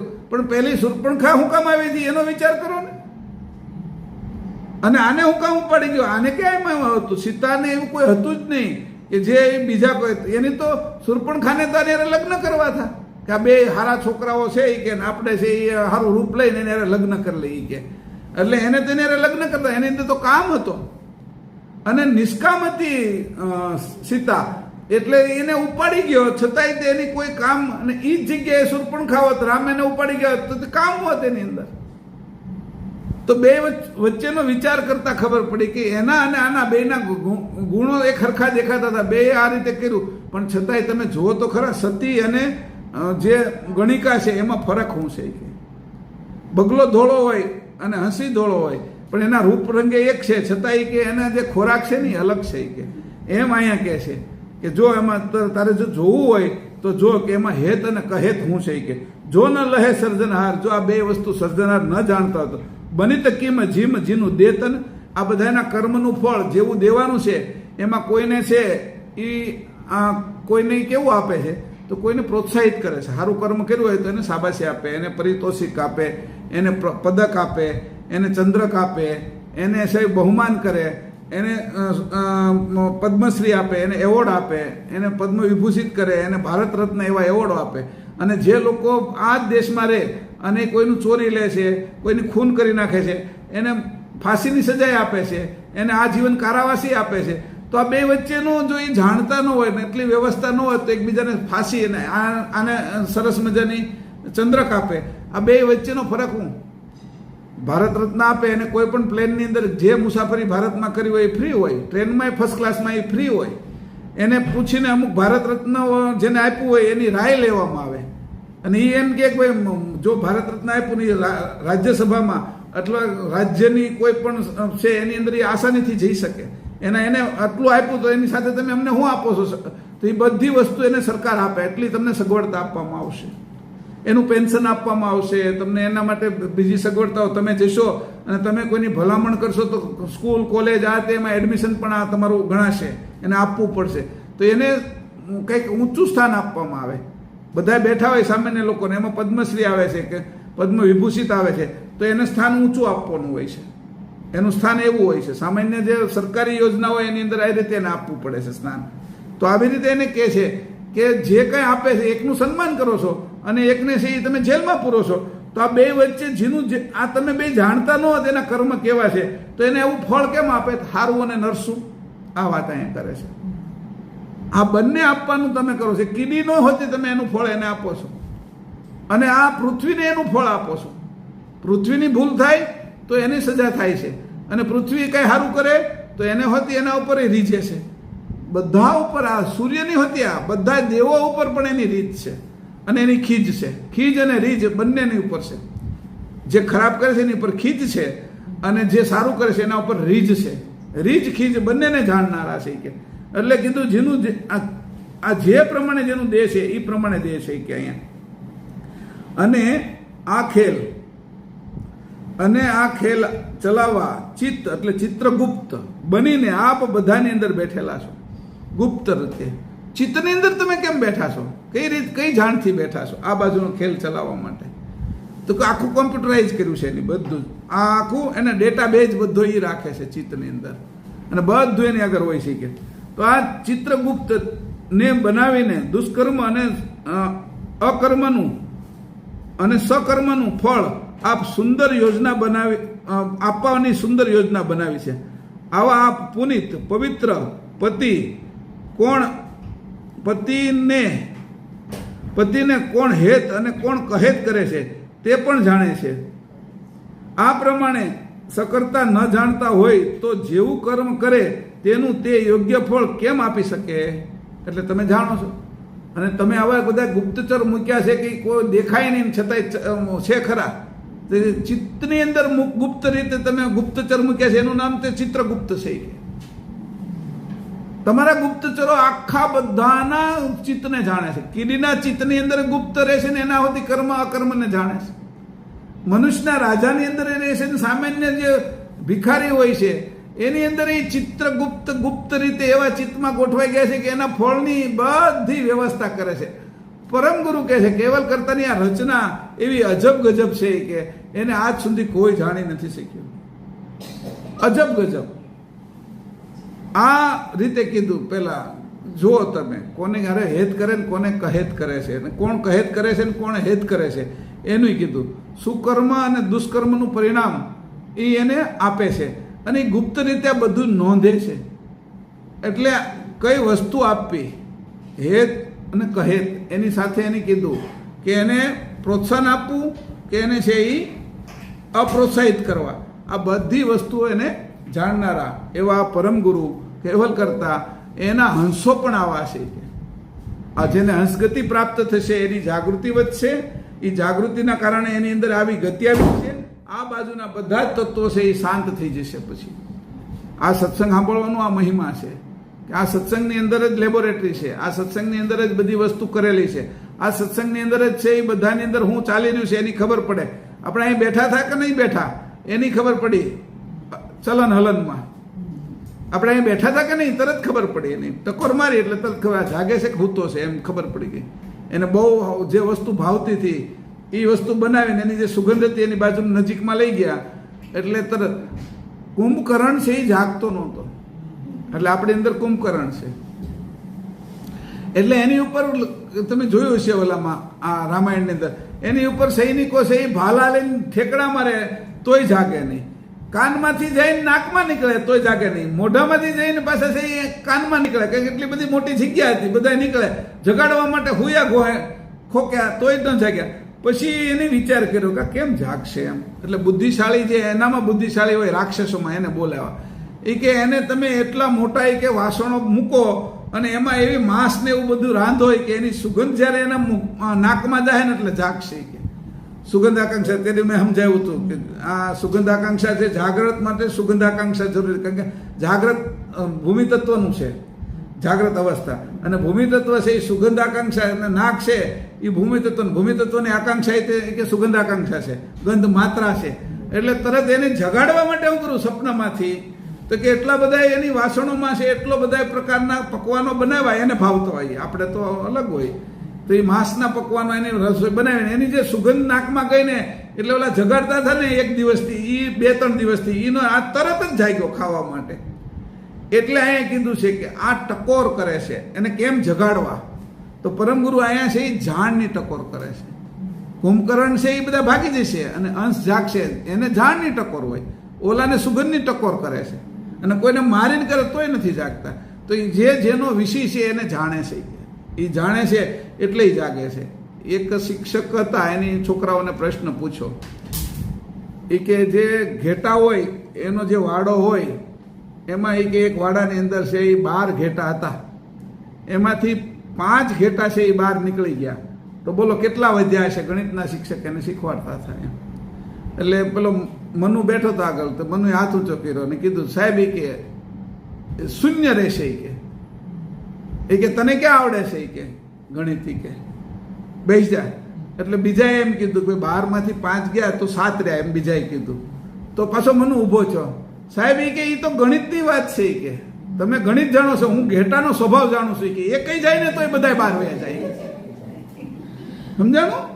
એ કે મારા વાડો છે ઘેટાય છે એ કે અને હું એને રોજ હું એને યારે રહું છું એટલે એનો હું તમે ગણિત જાણો છો કે હું એનો સ્વભાવ જાણું છું ઘેટાનો કે એટલે તમે ગણિત જાણો તો કઈ ઘેટાનો સ્વભાવ જાણી ન શકો એ કે. તો પરમ ગુરુ કેટલું જાણે છે કે તો લોકો કહે છે કે હું એનો સ્વભાવ એક કઈ જાય ને તો એ કે બધા બહાર નીકળી જાય, એટલે કે શૂન્ય જ રહેવા હે કે એમ. આ તો 5 ગયા કે ને તો રસ્તો થઈ ગયો કે તો બાકીના હાથે નીકળી જ જાય કે એમાં વાડામાં રહે નહીં કે. ઘેટાનો નિયમ છે એકની પાછળ એક હાલે કે. તો જે ઘેટાની ગતિ છે એ અહીંયા હંસની ગતિમાં નહીં આવે. હંસની ગતિમાં આ સચેતનતા છે, એક એક વસ્તુમાં જાગૃત છે. ઓલા જવાબ આપે છે એ ખાલી ગણિતનો જ જવાબ આપી દીધો, ગણિતના શિક્ષક છે એટલે આની વ્યવહારિક જવાબ હોતે આપ્યો. એ તો એ કે મને ગણિત તો આવડે જ છે પણ વાસ્તવિક આ છે કે ગણિતમાં હું તમને હાથ કહી જ દઉં કે પણ વાસ્તવિક સ્થિતિ આ છે કે એકે નો રહે, શૂન્ય થઈ જાય કે. હવે કે તમે બધા ગણિત જાણો છો, હું ઘેટાના સ્વભાવને જાણું છું એમ કીધું અહીંયા. તો અહીંયા કહે છે કે આ જે હંસ છે એ કર્તાને કેવી રીતે જાણે છે, પરમ ગુરુને કેવી રીતે જાણે છે, કૃતને કેમ જાણે છે અને અકૃતને કેમ જાણે છે, પોતાને કેમ જાણે છે, સ્વભાવ જાણે છે. ગણિતથી મોટી વસ્તુ છે આ. આને કીધું અગણિત. ગણિત છે એમાં હમાયેલું પણ અગણિત છે કે શૂન્ય તો આવ્યું જ તે. ગણિતનો આંકડો છે શૂન્ય, શૂન્ય તો આવ્યું એ ગણિત છે પણ અગણિત છે કે તમે ન સમજો એ ગણિત છે કે. તો અહીંયા એવી રીતે કહે છે. આ વસ્તુ બે આજે મેં ઉદાહરણ આપ્યા તમને, એ બહુ સરસ ઉદાહરણ આપ્યા. એક ટોડરમલનું અને એક આ છે એ મનુનું, બરાબર, ગણિતના શિક્ષકનું. એને યાદ રાખજો. તો આપણે જે કઈ જાગૃતિ છે એ અહીંયા લાવવાની છે. જાગૃતિનો અર્થ જ આ છે. છેલ્લે શ્રીમદ કરુણા સાગર ભગવાન કી જય. સદ કેવલ સાહેબ.